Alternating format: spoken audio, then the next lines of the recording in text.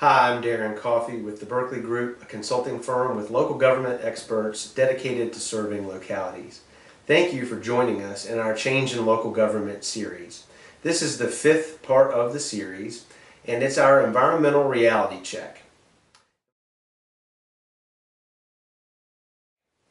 Environmental regulations have increased and will continue to do so. For example, in 2013, the EPA announced 134 new or modified agency changes, compared to 53 new rules the previous year. It's just another cost reality that passes down to the local level. Brownfields, stormwater, wetlands, wastewater discharge, drinking water supplies, and other water quality and quantity issues dominate local government agendas and impact budgets. Effectively dealing with these quality of life regulations is necessary to minimize their impact on budgets and maximize benefits to citizens.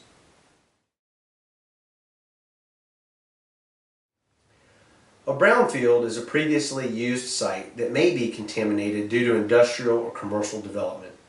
The EPA has been administering brownfield grants since 1995 to assist communities with the redevelopment of these sites.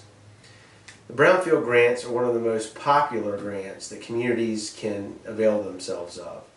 And there are several categories: assessment, area-wide planning, technical assistance, cleanup, community-wide petroleum assessment, revolving loan fund, job training, and others through both the EPA and individual states. This historic cost to communities in terms of underutilized land can be turned into an economic development tool with these grants.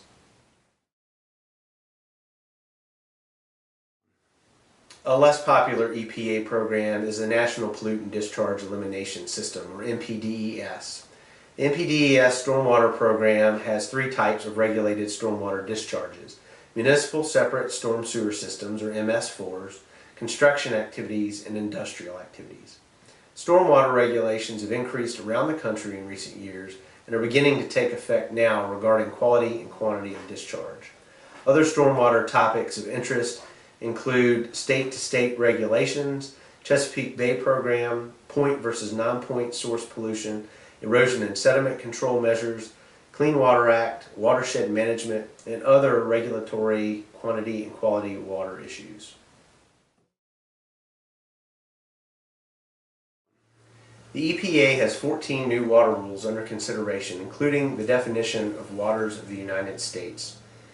Many of these rules deal with wetlands, and they're under the jurisdiction of the Clean Water Act. Both the U.S. EPA and Army Corps of Engineers are developing a proposed rule for whether a water is protected under the Act or not. And this rule would make clear which bodies were and weren't, and would have significant impact on undeveloped properties otherwise known as greenfields.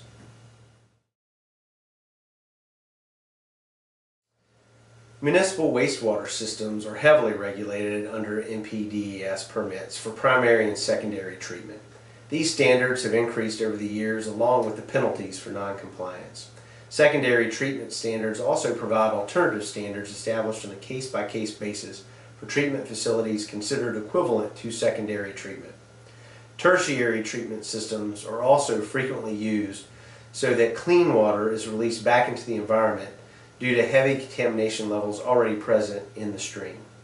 Other wastewater management topics include animal feeding operations, biosolids, green infrastructure, low-impact development, pesticides, sediments, septic systems, and sewer overflows.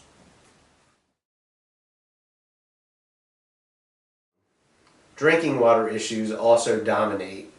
Humans need potable water for consumption, but other interests for water usage include industrial interests such as power generation and cleaning processes, agricultural interests including irrigation and animals. Recreational and other household uses are also significant drinking water uses. The water supply is a major national issue, not just in the West and Southwest. In Virginia, for example, water supply plans are required for all localities to ensure an adequate water supply over a 30 to 50 year planning horizon. The adequate quantity of drinking water is not the only issue. Water quality is a major water planning focus. You can have all the water in the world, but if it's contaminated, and it's unusable for consumption. For example, streams are used both for municipal and industrial wastewater discharges and as drinking water sources.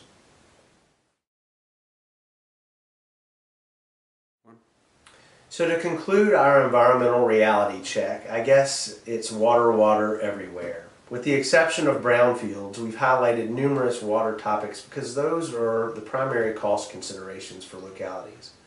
Clean air, municipal solid waste, sustainability programs, and other environmental topics are also of concern to jurisdictions, but there's much more variability in those areas in terms of local impact and interest. Water is essential to our ability to survive and thrive. If our communities have a secure, high-quality water supply, then our ability to maintain and improve our quality of life is improved. To the extent that our water supply is limited or deteriorating, that future is less sure. Thank you for joining us in our fifth part, the Environmental Reality Check, of our Change in Local Government series. How can we help you navigate these changing times? Please feel free to call Drew or myself at your convenience at 540-560-2202 and look us up online at www.theberkeleygroupllc.com. Thank you and have a great day.